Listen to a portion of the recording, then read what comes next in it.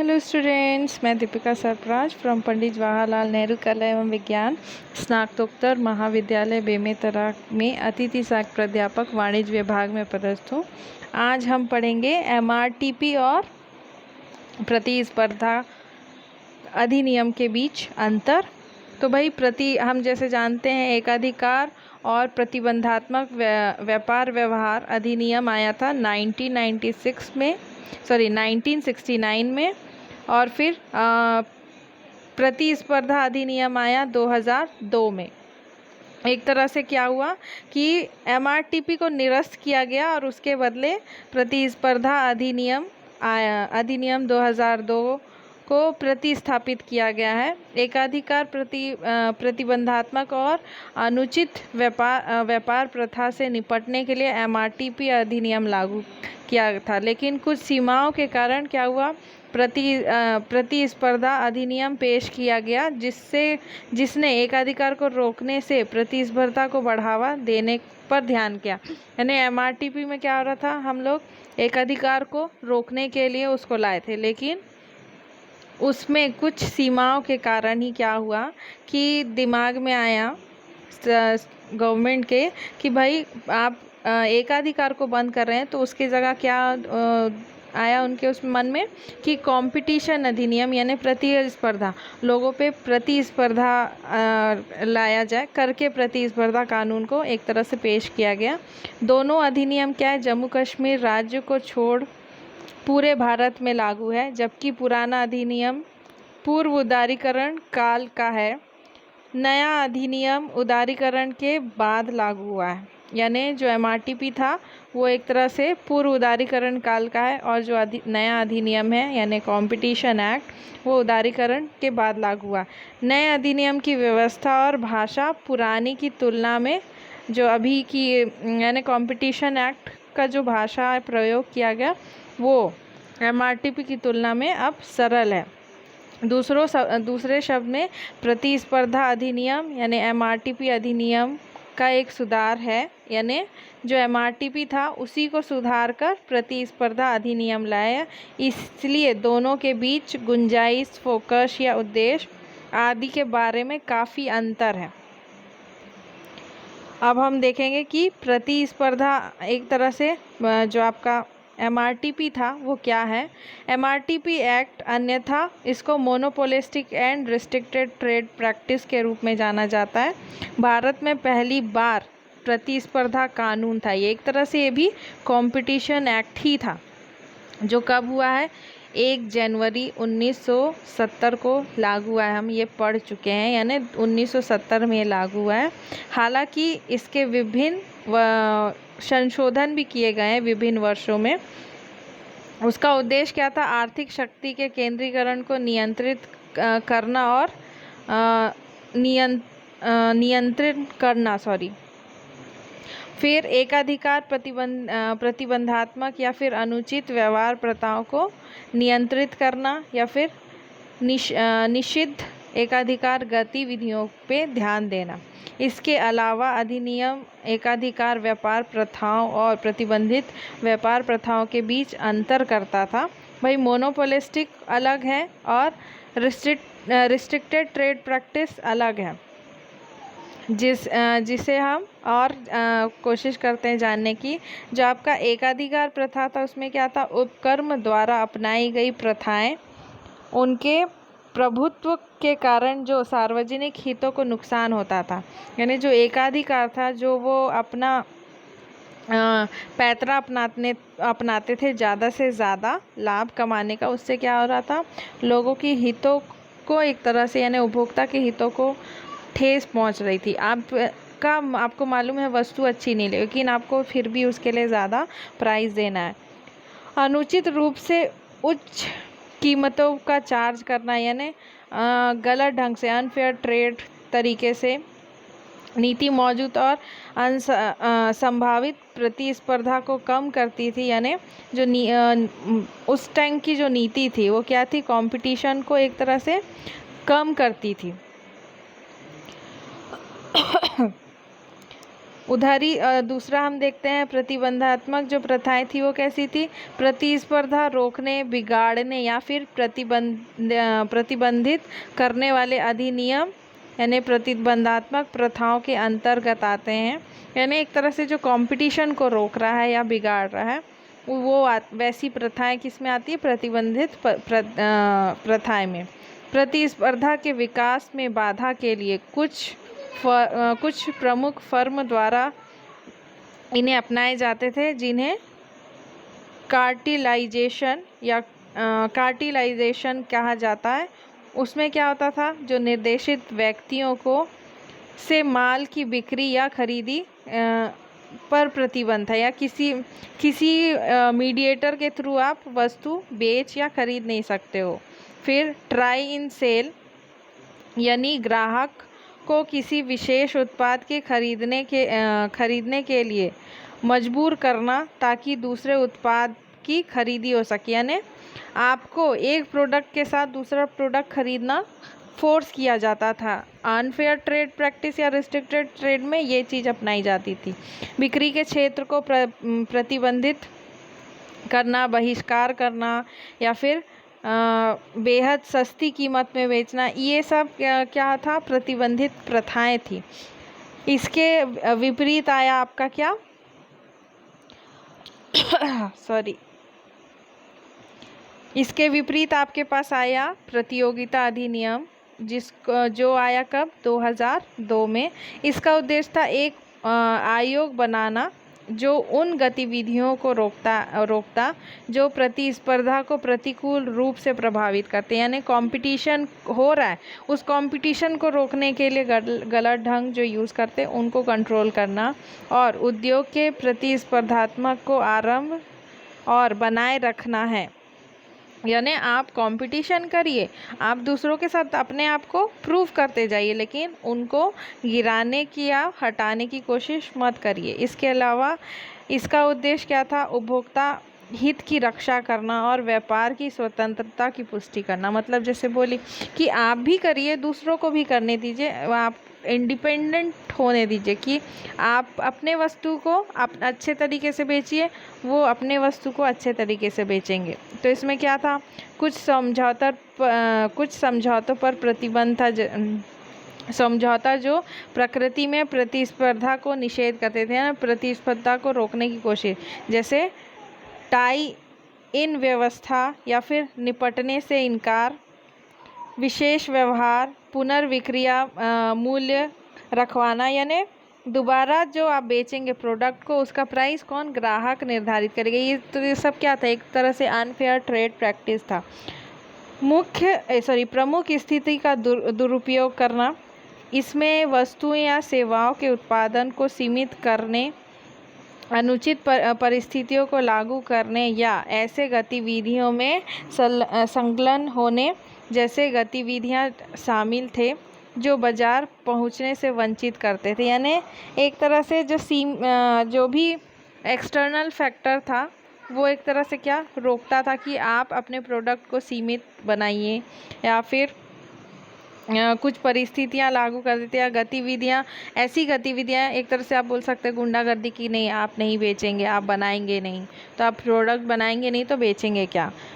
अगला है संयोजन का विनिमय। यह संयोजन अर्थात विलय या फिर अधिग्रहण, समामेलन की गतिविधियों को नियंत्रित करता है जो प्रतिस्पर्धा को प्रभावित करने की संभावना है। यह अधिनियम जम्मू कश्मीर को छोड़ के, यानी प्रतिस्पर्धा भी कहाँ है? जम्मू कश्मीर को छोड़ के पूरे भारत में लागू है। इसे देश में प्रतिस्पर्धा नीति लागू करने और बाजार में सरकार के उपक्रम और अनुचित हस्तक्षेप की प्रतिस्पर्धा विरोध व्यापारी गतिविधियों को रोकने और दंडित करने के लिए इसको लागू किया गया था। अब हम मेन अंतर आधार के अनुसार देखते हैं क्या क्या है भाई।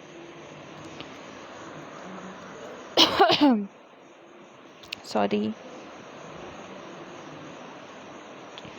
एमआरटीपी अधिनियम और प्रतिस्पर्धा अधिनियम के बीच मुख्य अंतर। भाई जैसा कि हम जानते हैं MRTP एक्ट प्रतिस्पर्धा कानून एक प्रतिस्पर्धा कानून ही था जिसे कब लागू किया गया है 1970 में भारत के कुछ हाथों में अधिक शक्ति की एकाग्रता को रोकने के लिए बनाया गया था। और जो दूसरी तरफ आप कह सकते हैं जो कंपटीशन एक्ट है यानी प्रतिस्पर्धा अधिनियम है वो MRTP अधिनियम में सुधार के रूप में उभरा है ताकि अर्थव्यवस्था में एकाधिकार शुरू करने से एकाधिकार को नियंत्रित करने पर ध्यान केंद्रित किया जा सकते। अब इसका अर्थ देखते हैं। पहला आधार जो है अर्थ, MRTP क्या है? भारत का पहला प्रतियोगिता कानून है जो कि अनफेयर ट्रेड प्रैक्टिसेस जो चल रही थी उसके लिए नियम कानून या फिर जो एक्सचेंज था या फिर जो लॉ के अंदर और जो लॉज थे उसको कंट्रोल करने के लिए MRTP आया। और प्रतिस्पर्धा कानून अर्थव्यवस्था में प्रतिस्पर्धा बनाए रखने के लिए और व्यापार की स्वतंत्रता को सुनिश्चित करने के लिए लाया गया। दूसरा है MRTP में बाल सुधार। एक तरह से MRTP में क्या बेसिक चीज़ को सुधारा जाता था और उसमें दंडात्मक है यानी जो अधिनियम की प्रकृति है वो कैसी है? सुधारवादी। MRTP अधिनियम की प्रकृति एक तरह से सुधारवादी है जबकि प्रतिस्पर्धा अधिनियम जो है वो दंडात्मक है, उसमें आपको दंड मिल सकता है।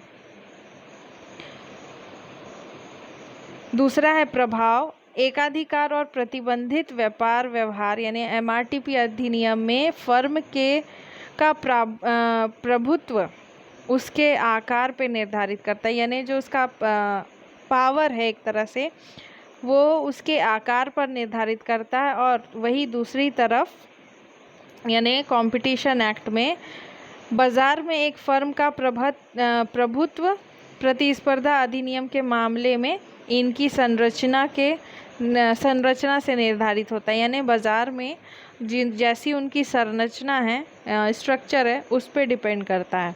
नेक्स्ट है केंद्रित यानी बड़े पैमाने पर उपभोक्ता हित यानी जो MRTP है वो उपभोक्ता के हितों पर केंद्रित है और उसके विपरीत आप कहेंगे प्रतियोगिता अधिनियम या प्रतिस्पर्धा अधिनियम बड़े पैमाने पर जनता के हित पर केंद्रित है।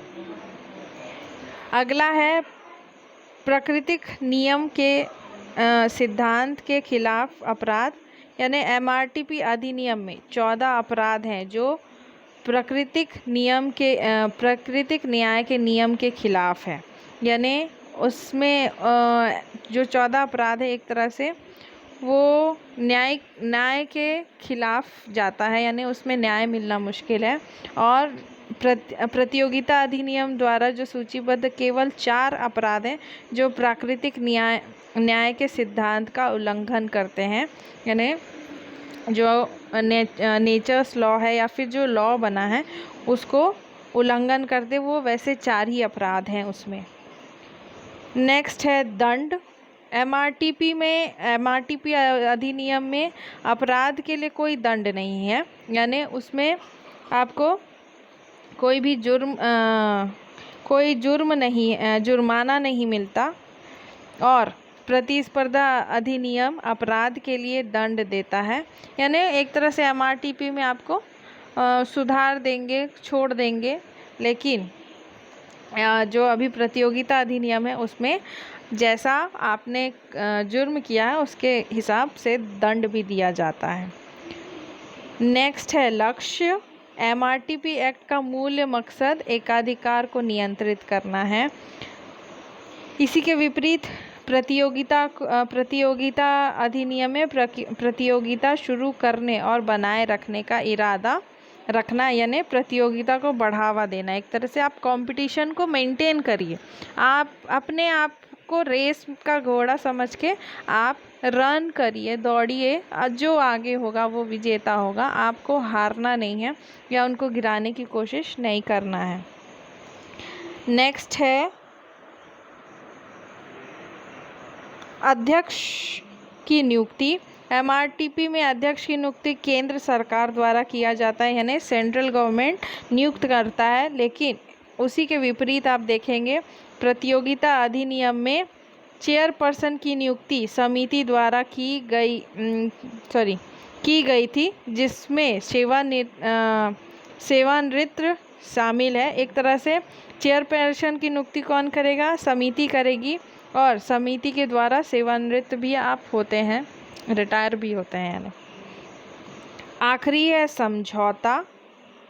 एकाधिकार एवं प्रतिबंधात्मक व्यापार व्यवहार एमआरटीपी अधिनियम के लिए आवश्यक है कि समझौते को पंजीकृत किया जाना चाहिए, यानी जो आप एग्रीमेंट साइन कर रहे हो वो एक तरह से रजिस्टर्ड होना चाहिए, या रजिस्ट्रेशन होना चाहिए। और उसी के विपरीत अगर आप देखेंगे प्रतियोगिता अधिनियम में, तो समझौता अधिनियम समझौते के पंजीकरण पर चुप है, यानी इसमें ऐसा कुछ भी पंजीकरण से रिलेटेड कोई भी बात निहित नहीं है। तो अब भाई इससे क्या निष्कर्ष निकलता है, हम ये देखते हैं। संक्षेप में देखेंगे, दोनों अधिनियम कई संदर्भों में भिन्न है। भाई दोनों में आपने देखा किसी में दंड मिलता है, किसी में नहीं मिलता है। तो एमआरटीपी अधिनियम में कई खामियां थी, और प्रतिस्पर्धा अधिनियम उन सभी क्षेत्रों को शामिल करता है जो एमआरटीपी अधिनियम में पिछड़ते थे। अब एमआरटीपी में कुछ ही क्षेत्र था, लेकिन अब जो आपका प्रतिस्पर्धा अधिनियम है उसमें बहुत सारे क्षेत्रों को खोल दिया गया है। एमआरटीपी अधिनियम पिछड़ जाते थे। एमआरटीपी आयोग केवल सलाहकार की भूमिका निभाता है, यानी एमआरटीपी में सिर्फ और सिर्फ सजेशन दिया जाता था, और दूसरी तरफ आयोग के पास कई शक्तियाँ, यानी जो प्रतियोगिता अधिनियम है उसके पास कई सारी शक्तियाँ हैं जो सुमोटो को बढ़ावा देती है, और उन फर्मों को सजा देती है जो बाज़ार को नकारात्मक तरीके से प्रभाव डालते हैं। यानी आप देख रहे हैं कि उसमें क्या होता था, 14 अपराध हैं, लेकिन एमआरटीपी में ऐसे 14 अपराध हैं जो प्राकृतिक न्याय सिद्धांत के खिलाफ अपराध कहे जाते हैं, लेकिन प्रतियोगिता अधिनियम में 4 ही हैं, और वो सिर्फ उपभोक्ता के हितों के लिए था, ये पूरे ओवरऑल जनता के लिए है। उसमें आपको दंड नहीं मिलता, इसमें कम से कम गलती की सज़ा मिलती है जिससे हम सुधर सकते हैं। उसमें एकाधिकार को नियंत्रित करना बस था, लेकिन यहाँ आप कंपटीशन को फेस करो। तो ये सब जो एमआरटीपी में कुछ खामियां थी उसको कवर अप कौन करता है? प्रतिस्पर्धा अधिनियम यानी कॉम्पिटिशन एक्ट 2002।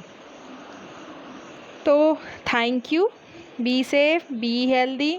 उम्मीद करती हूँ आप सब कुशल मंगल होंगे। खूब पढ़िए, अच्छे से एग्ज़ाम दीजिए अगर होता है तो। Thank you.